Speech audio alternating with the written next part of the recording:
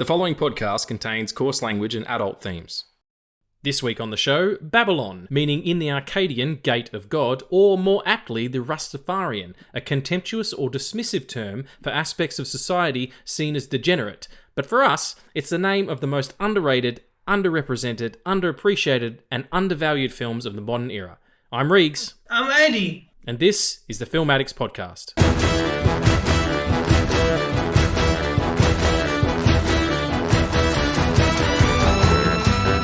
Hey friends, and welcome back to the Film Addicts podcast. I'm here with Aady. What's going on, Babylon, brother? Oh, I have just watched it 3 times in theaters and 3 times since it's come out. I am ready to fucking go.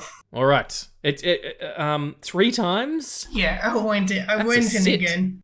That's a commitment. Yeah, that's like 9 hours of my life. Yeah, that's amazing. That's a whole work day. Well, bless you. That's amazing. It is a really great film. This is another bonus episode because we just wanted to focus on talking about Babylon, the picture, as opposed to having this be one of the normal episodes with our nerd news and all that stuff, and questions and whatnot. We will get back to our X-Men episode to run next week, but for right now, we're talking about Babylon, written and directed by Damien Chazelle, the wonderful Damien Chazelle, wunderkind as he is, writer-director, just supremely talented. I rewatched Whiplash within the last couple of weeks. Spectacular motion picture. I don't even know where to start. I will say what I said to you, Addie, and also what you reposted my Letterboxd review. If half the people who went and saw Avatar 2 went and saw this, it would have been a success, and those people's lives would have been enriched. That's not me knocking Avatar 2 at all. If you love that, that's great. But I feel like you would find some stuff in here that would really connect with you, really jazz you. And I don't know why. Maybe it's the media surrounding it. Maybe it's the time. But people just aren't going to see this movie, and I don't know why. It really is a wonderful picture. It's not perfect. There's no perfect movies apart from Jaws and Ghostbusters. But it's a bit muddled in the middle sometimes, and it ends a little bit weird as well. But we'll talk about that later on. It's really, if you're not seeing this movie in a cinema, you're missing the point. You're missing out. Yeah, it'll be fine on streaming or whatever, I'm sure. But there is an element of sitting in a cinema and watching it that you are going to lose if you don't do that. But I just want to talk to you, my friend. Seen it 3 times. I only saw it the once, but how do you feel about it? I feel a lot of things. Well, can you talk about some of them, because we're here on a podcast? You know what? I'm not gonna do that this time. I'm just gonna sit. I'm just gonna sit quietly and let you take over now. That's not okay. I've got tea to drink. All right. Be careful with your mic. Yeah, we just recorded another episode, which you will have already heard, hopefully, and I accidentally got my microphone for my headpiece in my tea. Okay, well, I'll ask you a question then.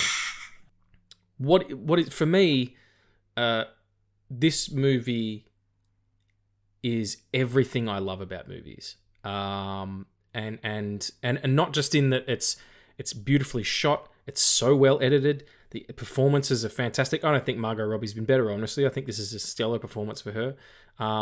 It sounds wonderful, the sound design, and but also it's about movies. It's about this movie making, and I fucking love that. I really love it when Hollywood gets self-referential. They do it a lot at the moment. You've got this, you've got The Fabelmans, you've got what's the other one? Empire of Light that's coming out soon. The new Sam Mendes picture, which is about I think it's about a cinema. Yeah, it's about a cinema. And also, Crimes of the Future. Johnny was talking about it the other day in our group chat. Johnny, our composer, everybody, who does our theme music, which won't be on this episode, but our normal theme music.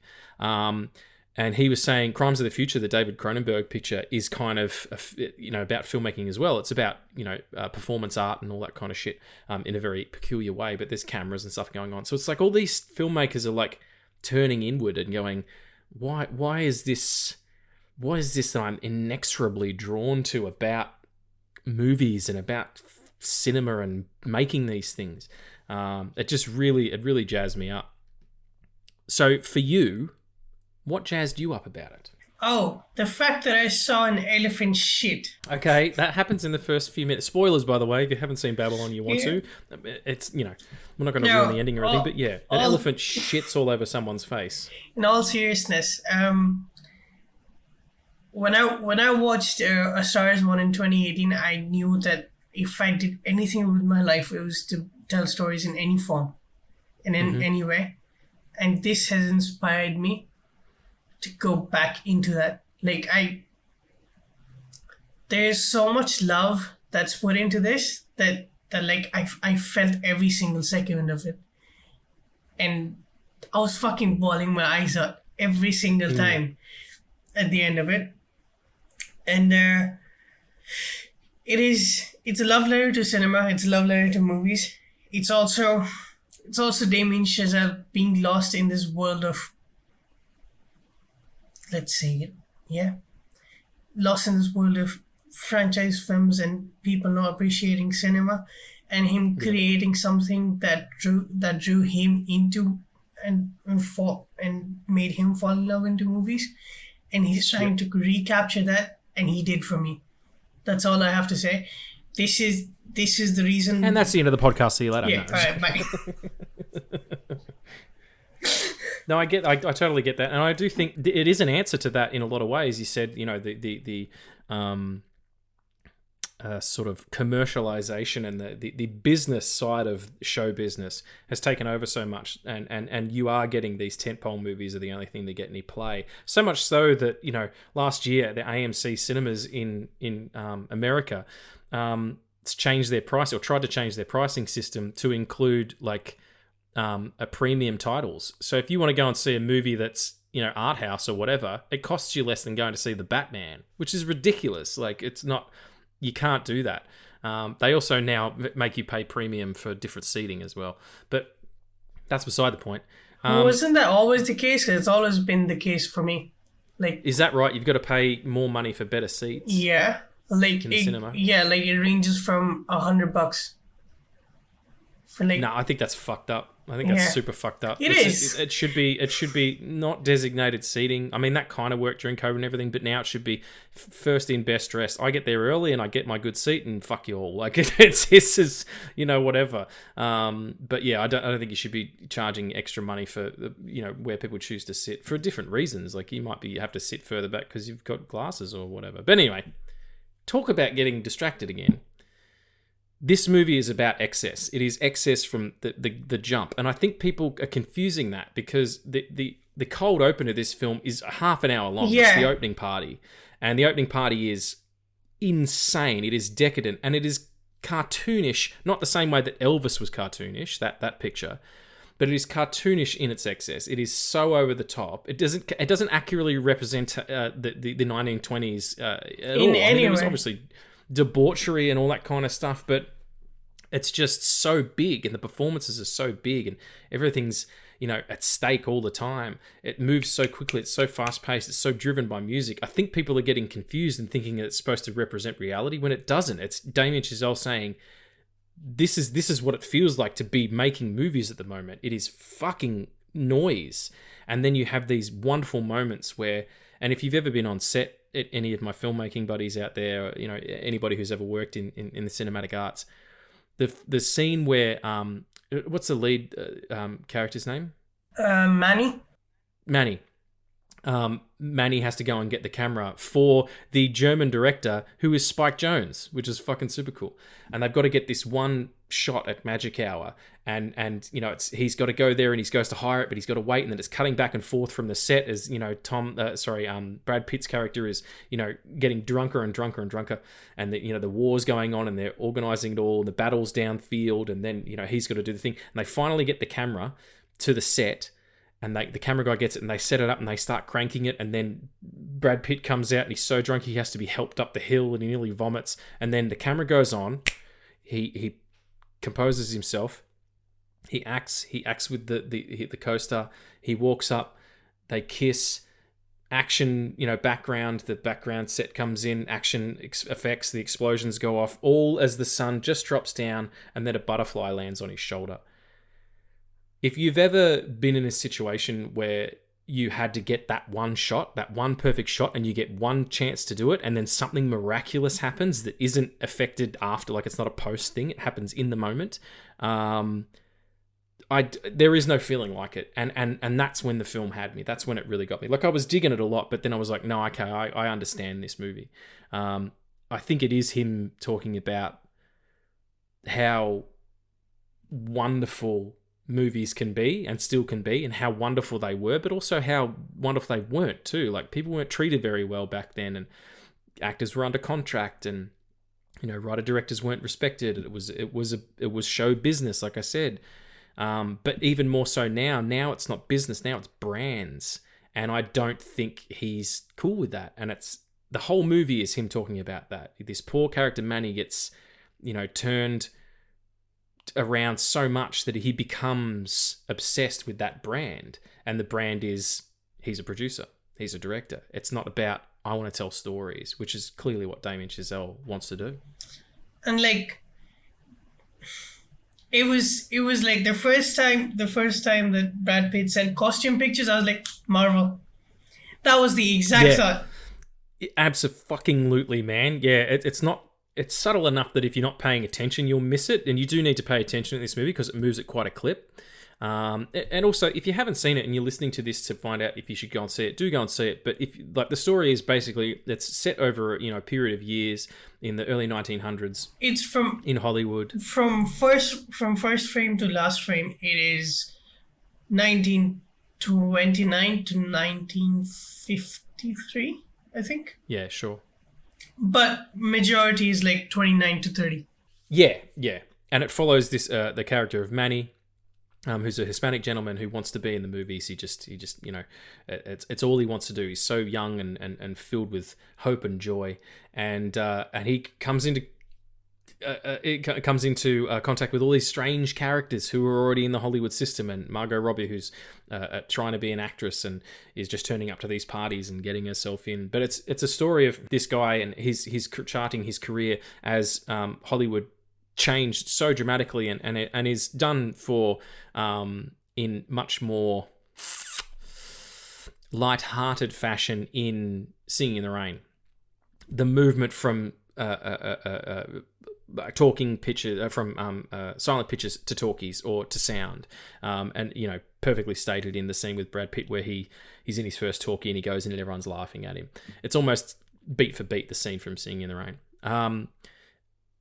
That's kind of what it is. It's talking about the change, how cinema's changed, and again, it's so and fading stardom as well is a huge part of it, especially after Margot Robbie's character gets famous, but then continues to live this kind of dangerous lifestyle that she has lived for before that as well, and getting out of her hometown kind of thing.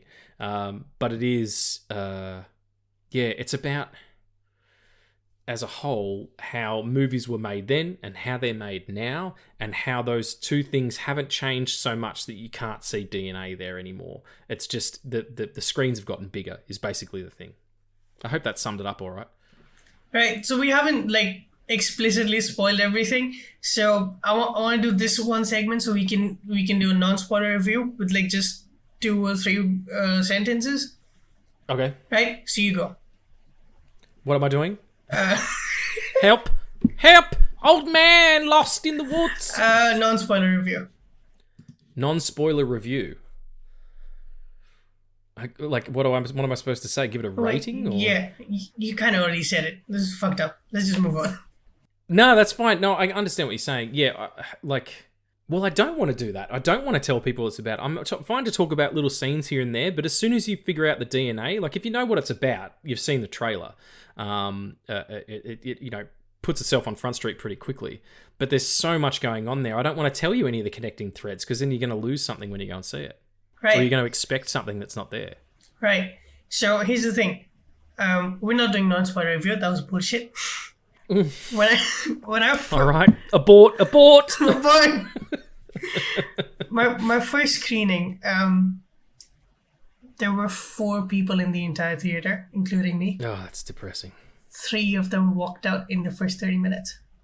Yeah, that's fucking crazy, man. I mean, no judgment. You know what you like, and if you don't like some stuff that happens at that side of that film, almost from the jump, I totally get it. If it makes you uncomfortable, that's cool. But you got to wait it out, folks. Like it starts hard like that for a reason. And like while you were saying all of it, like the thing that really struck me is that it's like going to the movies. Like the first 30 minutes are like going to the movies. It's like, holy shit, this is an event. I'm going to take all my friends, all my family, and we're going to sit down. We're going to have such a good time. And then the movie starts. And then like 30 minutes in, you're down the hype and you're just absorbed in the movie. And like those 30 minutes are like the entirety of the trailer. The thing is, that's all there is. There's no fucking cocaine and orgies all over the place. It's just that 30 minutes. And those 30 minutes are really fucking important for those two characters especially. Oh, absolutely. It's at the first meeting of Manny and what's her name? Nellie Leroy. Yes. What is it again? Nellie Leroy. Leroy, yeah. And you're also introduced to Brad Pitt's character having a Barney with his current wife, who he goes through a few in the picture. But who was Olivia Wilde, for anyone who missed? Yeah, that's right. Yeah, she was in it for a hot second. But yeah, that party, and then as soon as you get Babylon, the title, we're in a different movie. There is other stuff that kind of alludes to that, and there is drug use and whatnot, but it becomes about these people wanting so desperately for the life that they feel that they should be leading to be one thing, and then it becoming something completely different once they get into it. Like as soon as they go to sound, that scene where, because Margot Robbie's character becomes like super famous, she goes into this thing where she's supposed to be, you know, a bar wench, and I'm using quotation marks because it's a word they use, not me. And she goes in and she's supposed to interact with all these men. And it's a silent picture. And she's being directed by a woman, which is really interesting because it probably wouldn't have been so much the case in those times. But anyway, that's a nice little detour. And all of a sudden they discover that this woman is remarkable. She can cry on cue. She can, oh, you want one tear, two? Do you want it right then? Oh, we're going to push in on you and then do the tear. And she becomes this amazing actress. And then sound comes in, and there's a scene where they're trying to get it right for sound. Oh, she's too loud. She's not hitting her mark. I need to recalibrate the mics. Someone keeps coming in the room, blah, blah, blah, blah, blah. And this assistant director, or this AD or whoever he is, or a PA rather, a personal assistant or whatever it is, or a second, he...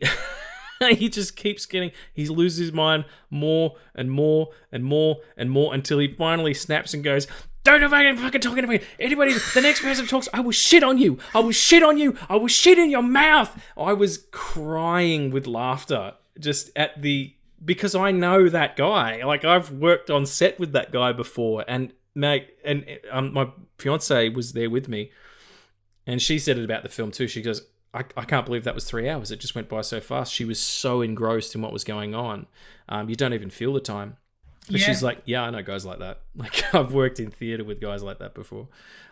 Just spectacular. And that's exactly how I felt. Like, the fact that they nailed the fucking shot and then the guy dies, the cameraman. Yeah, because in the old times, well, cameras were in the box. It's like, it's almost 100 years now. It was almost 100 years ago, yeah. Because of the camera, the whirring of the camera, like the film going through the actual, like going past the, I nearly said sensor then, but that's not it. Being exposed and going through the reel was quite loud. And then when they were getting sound in, they hadn't worked out omnidirectional mics and sensitivities and how to soundproof and all that kind of stuff and how to do post-production on sound. It was just about capturing it. So the camera guy had to be in this box, and there was no air conditioning on because it was so sensitive, these microphones, to picking up the sound. And this guy fucking passes away. And there's the other guy on the fucking field in the battle scene at the beginning gets speared. And they were like, he was a drunk anyway. Yeah. Or he drank a lot. It's like, hang on a second. Being an alcoholic and getting speared are two very different ways to die. Well, he was both. So you can have your cake and eat it. But yeah, that's right. Yeah, I used to drink a lot too, but I've never been in any like spear danger as far as I'm aware of. Could be wrong though. Could be people outside my house with spears right now. I don't know. Well, you didn't work on a Brad Pitt production, so we don't know. I didn't work on the movie Troy. He's delicious in that. Have you seen Troy? My God, what a golden snack. He should have played Thor. Fucking hell, yes. The thing is, like, back in the day, I watched this film, and then I said to myself, can I pick one film in the past 20 years where Brad Pitt didn't show up to actually do a fucking job? I can't pick one. You mean where he phoned it in? Yeah, like, can you, like, is there a film where you can say in the past 20 years that he phoned it in, that he wasn't like 100% there? Maybe a couple of those Ocean's 11 sequels, Ocean's 12, Ocean's 13, Ocean's 14, whatever. But like he does, because he fought so hard and so long to not be the pretty boy, not to be typecast as, because he was in Cool World and Thelma and Louise and stuff, and as this kind of like snack. And then he was like, no, I'm going to do fucking 12 Monkeys, where I'm an absolutely insane person who's all scarred up and shit. Like, he stopped doing that. He stopped being a heartthrob. That wasn't till later. Like, that was what he was branded, but it was never his brand. Look at Fight Club, for crying out loud. He made psychopaths cool. He did. He made him and Christian Bale. Christian Bale in American Psycho.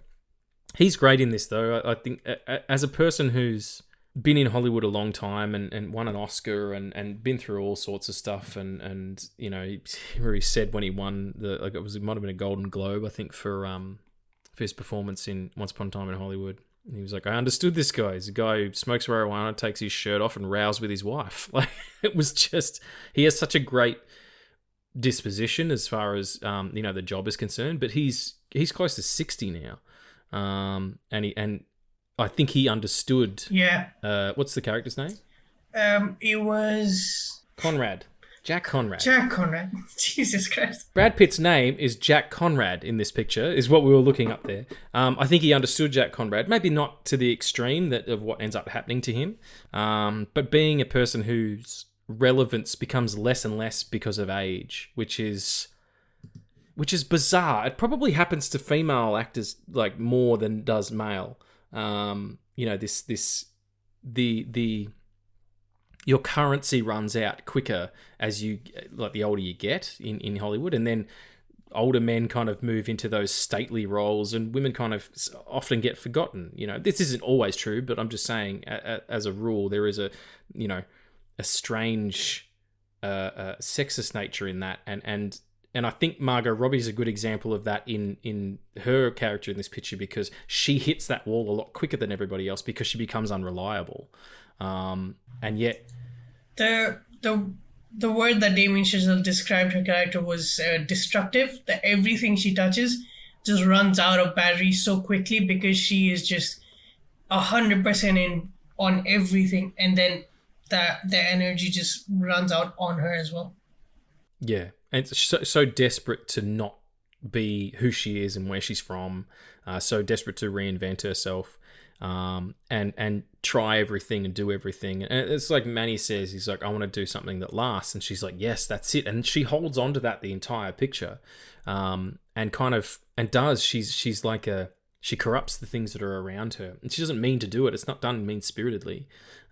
She just sort of doesn't know how to function as the person that she is in this world. It's like the scene where she gets taken to that, the hoity-toity dinner, and she's kind of trying to rebrand herself in the talkies times as being this kind of like eloquent and affluent young Hollywood starlet, and has to change her voice and all that stuff. And she's like, fuck this noise. I want to be who I am. Like, that's totally understandable, but it's her currency runs out in that very scene, Like, there was an interview where, as much as this is like a piece about, the current state of cinema or the state that cinema was in, I think this film is a love letter to cinema and is going to be that for the next generation, the next 100 years, man. Like, because it's a commentary on what those times were, where we have originated from, or at least the world that makes movies now. Yeah. It shows a world where there was no control over anything, and then shows the transition where it goes from just outright chaos to managed chaos to just business. Yep. And it's going to be more relevant as the years go by. Margot was in an interview and she said that she wants this character to be her legacy, and I was so on board with that. I was like, this is it. Like, everyone in this film just knew what they were doing. And it's because Damien Chazelle, like, have you seen La La Land? I haven't. Okay, so I won't spoil it. But it's okay. I know most of the story. It's fine. I won't spoil if it's important to what you're saying. I won't spoil it. I'll try to work around it. But like, La La Land is also about this. It's also about getting into movies, but it's a musical, and it's about falling in love with your dream while falling out of love with a person you love. Okay. And this film contradicts that with falling in love with a person and falling out of love with the dream that you had, and then at the end of it, Manny falls in love with movies again. Yeah, and it's interesting you say, the way the business changes and how it's going to be more relevant. That scene is a perfect example where he goes to the studio, towards the end of the picture, and he's an older man, and he goes there, and the security guard comes up to him. Whereas before it was like you could sneak into a Hollywood party without any problems, or you could end up at a geek show, underground somewhere. Oh my God, that sequence. Let's just have a quick chat about that, folks. There is what I would call a cameo by Tobey Maguire in this, and he plays a gangster, basically. Gangster drug dealer kind of guy, and who Manny has to pay off because Margot's got a drug problem that he's trying to help her with because he loves her desperately. And give it up for that actor as well. I'm not sure the actor's name. Sorry, I've never seen him in anything else. Diego Calva. This whole film is robbed by fucking critics and review bombers, but the actor's name is Diego Calva. Diego Calva, yeah. Spectacular performance from especially from someone who isn't that young. Like this should be the male ingenue. This should be if that's a thing, but it should be the wide-eyed kid. But he's not. He's a man, and he expresses himself very well at the beginning, and there's no like. The learning curve is only in as much as he doesn't understand these people yet. It's not about himself. Like, he understands himself very well. This is my dream. I'm going after it, and nothing will get in my way. And then when he does get what he wants, like, that's sometimes what happens. We pine for the things that we lost, and then when we get the things that we thought we wanted, they're not enough. And I think that's absolutely what happens. But give it up for him. And he goes to this drug dealer's house, and Tobey Maguire is very strange and creepy and drug fucked, and pitches him a bunch of movies or whatever, which is very strange, and then takes him to a geek show in a storm drain tunnel underneath Los Angeles, and there's alligators and people doing some interesting sex stuff, and it's kind of like a much dirtier, more raunchy, more sweaty version of the sex scene, the orgy scene from Eyes Wide Shut. And then he's like, I want to show you this person who's going to be in movies, and he takes him down there and shows him this huge hulking dude with a mask on who literally bites the heads off rats. I know geeks are like geek shows we do it's chickens, but yeah, he eats the rat whole, and then that kind of just happens. They realize that they shouldn't be there, and they realize the money's fake and whatever, and then they get chased out, and that's the end of that sequence. You lift that section out of the movie and just have him have to go and pay off a drug dealer, and it doesn't go well, and they have to go on the run. Nothing changes. That part of the movie is absolutely cuttable. Like, yeah, I didn't need that. It's actually one of the reasons I think I got it. I think it was a 4 out of 4 stars on Letterboxd. I gave it out of 5. Half a star lost because of that sequence. I just didn't understand it. I didn't think it was. I thought it changed the tone. The tone changes a few times in this picture, and that's totally fine. Like the snake fighting scene, for instance, which is fucking great. Oh yeah. Where Margot Robbie turns up to the party with a bunch of jocks who have to do her bidding all night for whatever reason, because they lost a poker game or lost some sort of game. And then she's like, you know, her dad was going to fight a snake, who's Eric Roberts, by the way, great actor. He passes out. She's like, I'm going to fight the fucking snake. And she's like, who's going to fight this snake for me? Who's going to fight? And she goes through all the jocks and points at one. You know, and he goes, oh, I don't want to. And she goes, oh, you 6 foot fucking vagina. And kill me. And then she gets into a punch on with a fucking rattlesnake that bites her, and everyone's losing their minds. And it's bizarre. But then the next step is this scene, the Tobey Maguire scene, which is, it's from a different movie. Like, that's out of Mandy or something, you know? Like just fucking bizarre. When I watched the trailer and I saw Tobey Maguire, I honestly fucking thought he was doing Charlie Chaplin. That was the thing I went to. I was like, really? This is like the 1920s, he's playing Charlie Chaplin, because I'm a fucking idiot. I didn't know that. Chaplin would have been much younger than that. Yeah, exactly. Yeah. No, he was like 30. It's like 33, 35, right? At that point. In the 20s? Yeah, Tobey Maguire's got to be, 50? Yeah, no, like Charlie Chaplin in the 30s. Oh, yeah, okay, I see what you're saying. Yeah, and that's what I thought. I was like, oh, here's a cameo playing Charlie Chaplin. There was no fucking way I would have known that. Not even a little bit. You know what? I had the same exact feeling about the sequence. The more I watch the film, the more I've appreciated, because there's a film that from its get-goes shows you that you can never be comfortable with it. It will always fucking punch you. The first fucking punch is the elephant shitting on you. Yep, great point. The second punch is a Hollywood producer getting pissed on by a prostitute who's also an actress, who then fucking dies! Yeah, a lot. I'm so sorry I screamed, but... Jesus. No, that's fine. Jesus, I yell all the time. But you're right. You've said it, and I mean, it doesn't make me appreciate that sequence anymore, and I still think you could remove it and not lose anything. Oh, yeah, absolutely. This movie does not let you settle at all. There is no downtime. There is no off time. You don't get any reprieve until the very, very end. And even then, it's scatological. Like it's very a disjointed way to end your picture. But yeah, it grabs you by the throat. Like, I love movies that do that. Like, recently, and I said it in our previous episode when we were talking about the new DC announcement and stuff like that.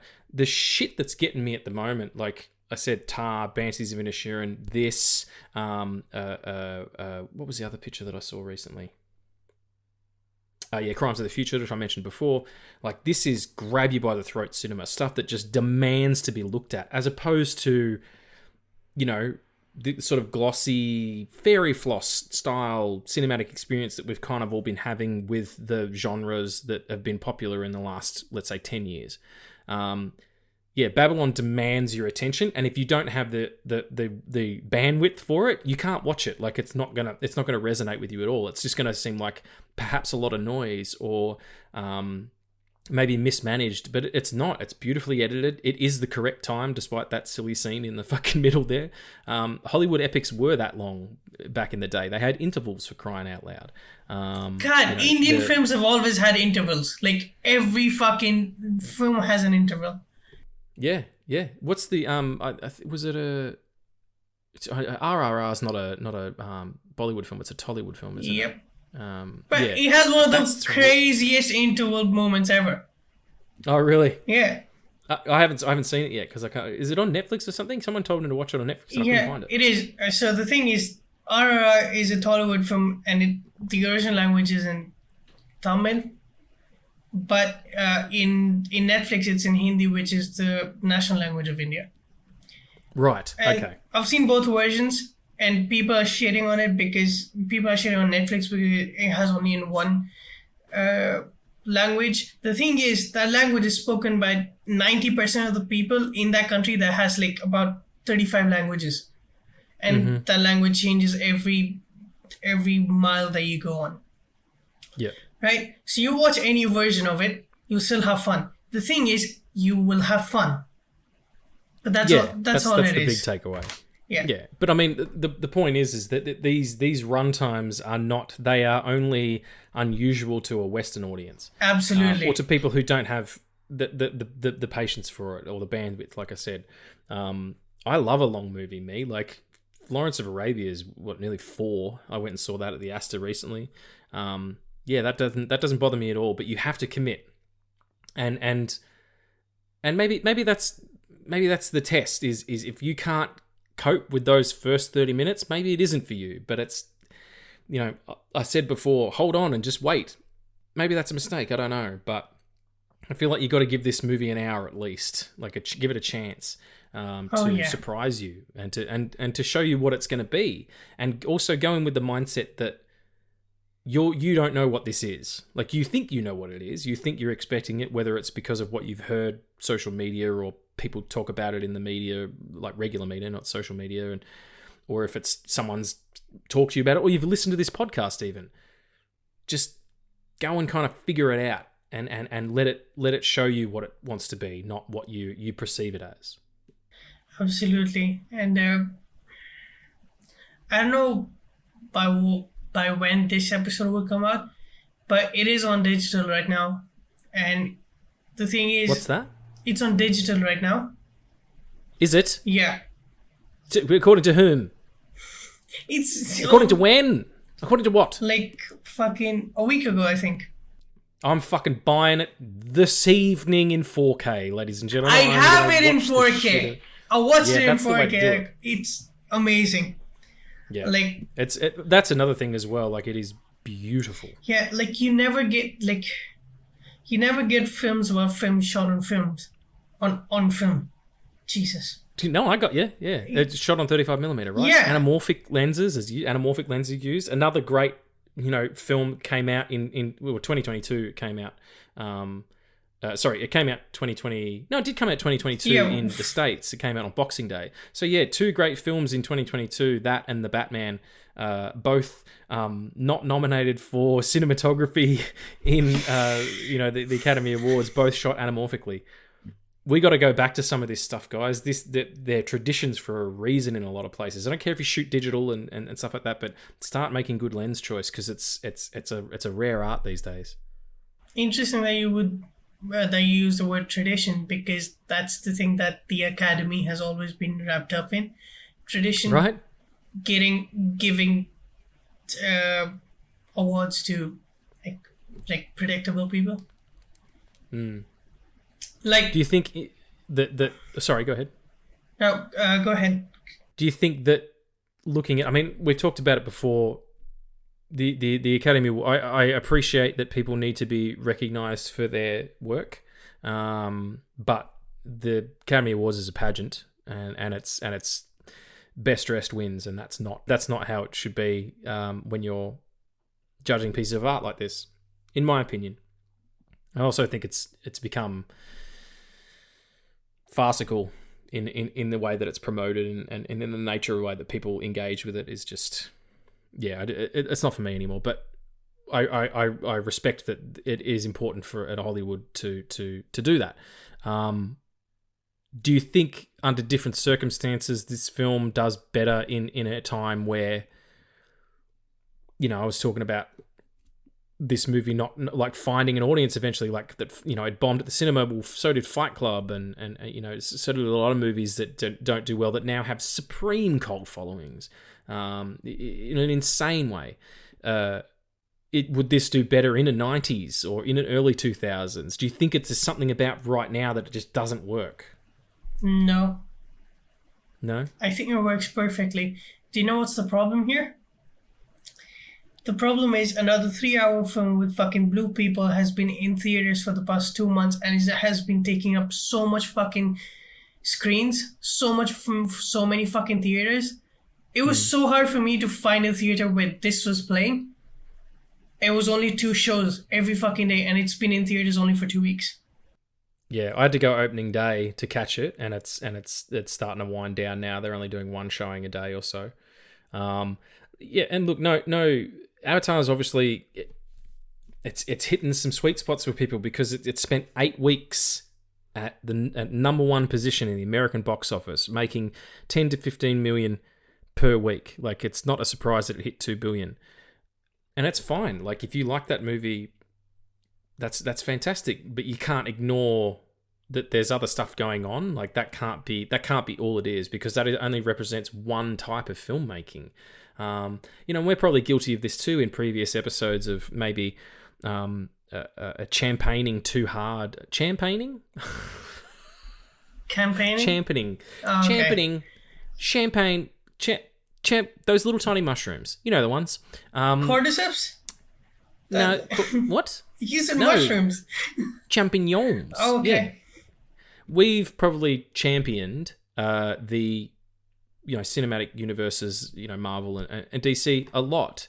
And maybe we sound like hypocrites now, but you grow as a person, and I'm starting to see like genres and styles of filmmaking and filmmakers as well being underrepresented or misrepresented by what people now think in their heads is cinema. It's like Marty Scorsese said, these are theme park rides, and he's not wrong. And it's okay. That's kind of okay. I think in the past I've been like, oh come on, that's not fair. It's in a cinema, it counts. Yeah, it absolutely does count, but it's a type. It is a sort of storytelling, whereas this is a different sort of storytelling, and you have to. They can't be engaged with casually. Like you've got to really. And that's not to say that Avatar 2 is like that, because I haven't seen it, so I don't know. Maybe it's very engaging. Maybe the themes are very, very strong. But yeah, there is a little bit too much noise around this movie now for it to do the kind of business it needed to do. And Avatar is absolutely one of those things. But anything that came out within that window would probably struggle. Because we don't do the same things with the Marvel movies when they come out, because they go on for a month, and it's still they take up the most screenings, and the French Dispatch wasn't able to come out here because what was it? I think it was Shang-Chi, which also was released in COVID times. It still it still had the majority of the screenings in theaters and everything. It's something that needs to change. Like, you can't prefer one medium of story to the other. At the least, you have to be fucking balanced or equal. Yeah, I don't necessarily agree with that. I think that people kind of like what they like, and if this isn't like, I don't like Avatar. Hang on a second. Let me rephrase. I don't not like Avatar. I just don't have a relationship with Avatar because I didn't really care for the first one. It looks amazing, and the second one looks even better than that. I saw it from the trailers. But the story, there's no interest there for me. I like my sci-fi a little different than that, and that's totally cool. If it's your number one, it's beautiful. So I'm not engaging with certain stuff the way that people are looking at this and going, well, no, that's not for me. But you can't then talk about it and ignore it, actively, because of the way that it has been perceived by other people. You need to make up your own mind. If you have a passing curiosity about Babylon, see it. But if you've seen the trailer and it doesn't look like it's for you, that's okay too.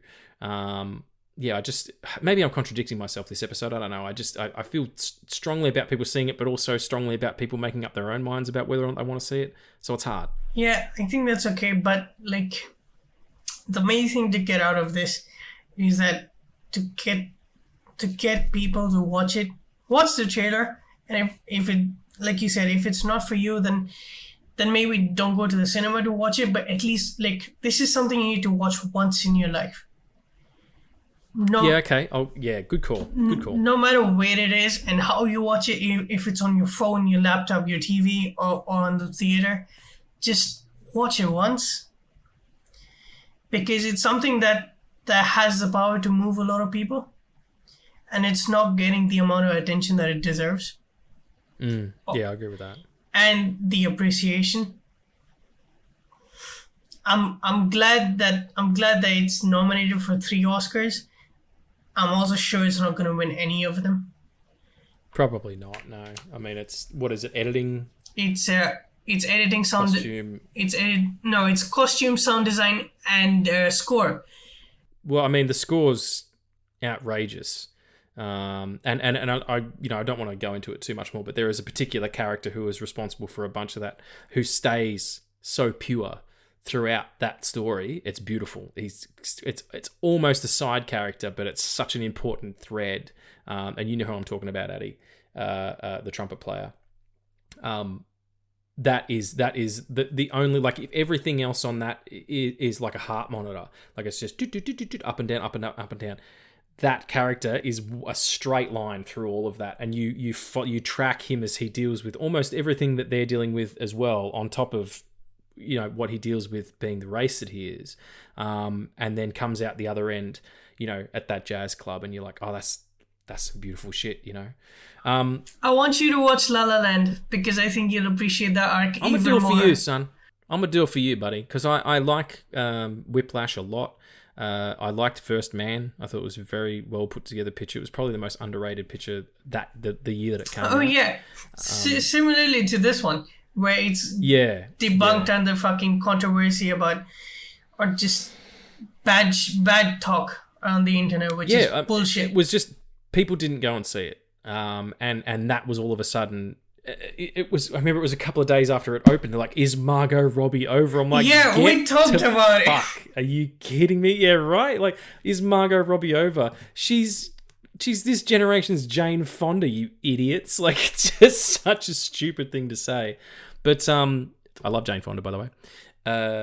It got caught up in what everything does now. It's just about box office returns and who's seeing it and who's talking about it. It's not about how do you feel. Like, let's feel. Do you want to feel stuff, everybody? Let's come and feel things together, as opposed to being cold and clinical and categorizing things incorrectly because of what you fucking heard someone else say, including us, including me and Addie. So if you, at the end of this podcast, you're like, fuck those two idiots, I'm going to go and listen to another episode where they're not telling me to watch a 3-hour movie which involves, not only elephant fecal matter, but fighting snakes or whatever. It's just not for you. But I do, at some point in your life, if it happens to be there, do it in 2 sittings or something. I just want to quickly talk about the end before we wrap up. I don't want to ruin it for anybody. If you're here and you've already listened to this part, we're going to talk about the end. So either watch it, or if you really don't care, then sure. Yeah, or maybe 3, 2, 1. From now on, we're going to spoil the ending. So maybe turn off here. Thank you so much for listening. We'll see you next week. But if you're still here and you want to hear about the ending, or if you have seen it and want to hear what we say, this is what we have to say. Manny turns up. He's an older man. He's kind of, escaped what happened at the sort of the end of the picture. This would be the epilogue, in my opinion. He turns up as an older man to the film studio where he used to work with his wife and child. And he walks down the street and he goes into a cinema and he goes to see Singing in the Rain. Amazing picture, 3 hours long. And there's a lot of parallels going on there. And during that sequence, we have what I can only describe as a breaking of the fourth wall. It's a tribute. This is just a tribute. So Tenacious D for your ass.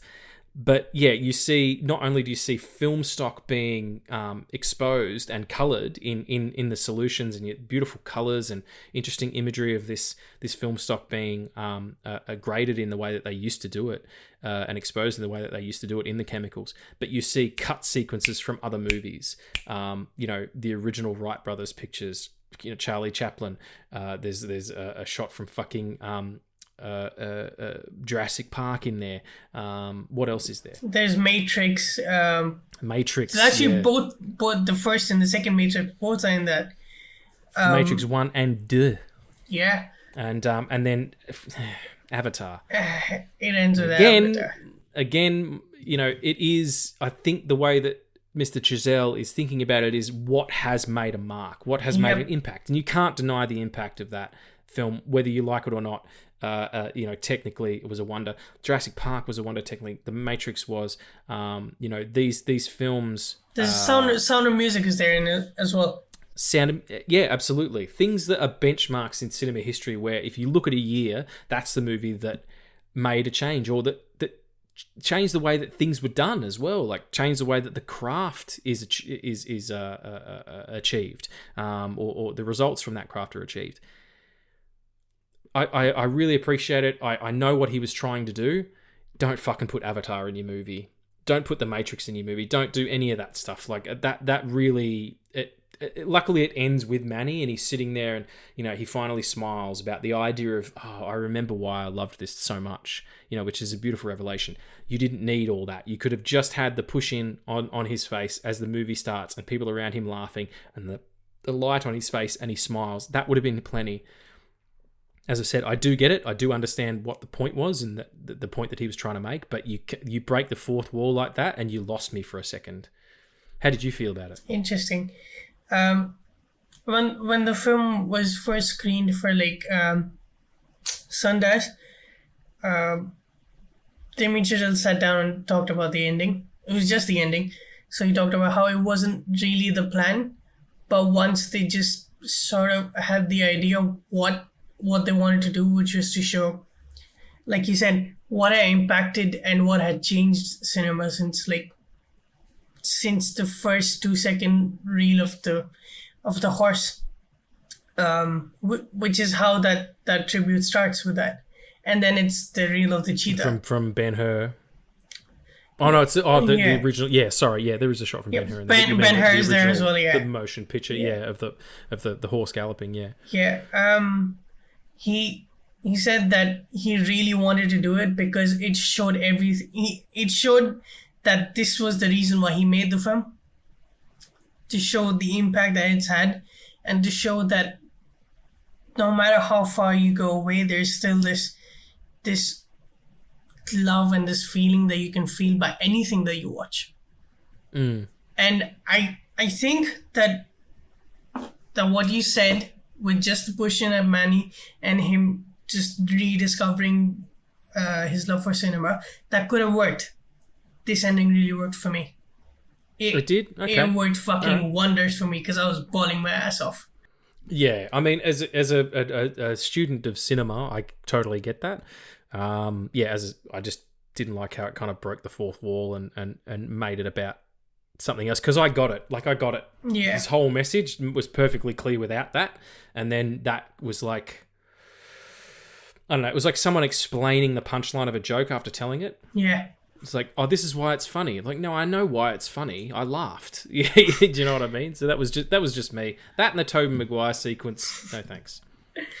Interesting, because both of them worked for me. Like, I understand why you would take out the Tobey Maguire sequence. That works, and that works for me if it's not there either. Mm-hmm. But for the type of film that it is, which is a type of film that will never be made again for another 100 years, yeah, it fucking works. Well, in 100 years' time, they're going to make a movie that's not set in 1920. They're going to make a movie that's set in 2020, and it'll be about how no one was doing it because of fucking COVID or shit. Yeah, it'll be a joke about the superhero craze. Yeah, absolutely. I wanna talk about one more thing though. Before no, we're finished. No, I'm joking. He's dropping his cans and he's bouncing. No, he's back. Sorry, what were you going to say? So we talked about how unfucking predictable this film is. Was there something that you saw coming that you're like, oh yeah? What happened to Margot? That at the end of it, we're in the spoiler section, so yeah, that she just, I didn't know how it was going to happen, but that she walks off into the night. It was like, yeah, that character wasn't beyond redemption, but it was never going to end well for her from the jump. It was always going to be a problem. As soon as Manny lets her into that room with the drugs at the party, and he's like, we got this here, we got this, and they got mountains of like comically large piles of cocaine and stuff. I was like, she is not going to have a good time. But again, Margot's right. This is a career making, or it should have been a career. She didn't need to make her career, Regan, you idiot. She's got a perfectly good one. This should be her legacy as a performer. It'll probably be Barbie, but whatever. Jesus Christ, that was a detour, wasn't it? I know, yeah. Like, considering that she would have shot Babylon just before going on to shoot Barbie, probably. Maybe she did that on purpose. She's like, yeah, I need to decompress. It's Greta Gerwig. You would do anything for that. I would do anything for that woman. Jesus Christ. Oh man, what an absolute Australian gem she is. What about you? Did you sort of see anything coming? Because it takes so many right turns, so many left turns so fast. You have trouble keeping up with what might be happening. You just got to let it wash over you. Mine is a bit weird one, but I knew what was going to happen with Jack Conrad. I knew it. Yeah. Okay. All right. Yeah. I mean, as soon as he had that conversation with the journalist, I was like, oh. He's now, everything that meant anything to him is gone. And what else does he have? It's sad because it comes after the news of his friend's death. And like the whole film, It's fucking comedic how he's trying to save his friend from killing himself until it fucking happens. And it's like, It's like, he saved my life once, and that's all his purpose was. His purpose was to be alive so that he could save his friend. And he's lost his purpose. It's not about making movies and making these big stories and making these big money for him. It's about being with his friends and having fun. And he lost that purpose. And there were two ways that you could do it, where it could be a commentary on Nicolas Cage, of how he can appear and, you know, kind of be a familiar figure for audiences, but also not, you know, taking up the main character stage. But that scene on the beach where he's just wandering off, and he asks, before going on that scene, he asks his makeup guy how many movies we've done together. He says 90 something. He says this marks 82. It's like, yeah, I knew it. And like the conversation he has right before with like the openly gay character, right? Anna May Wong. Yep. Is that who it is? Yep. That's the character's name. That's the character's name, is it? Yeah. I thought it was Lady Faye. Isn't that like the stage name? Oh, okay. All right. Yeah, cool. That makes sense then. I don't feel like an idiot now. Well, I do, but for different reasons. Yeah. Yes. Yeah. Has that conversation with her in the hotel and then goes upstairs and... Great shot, though.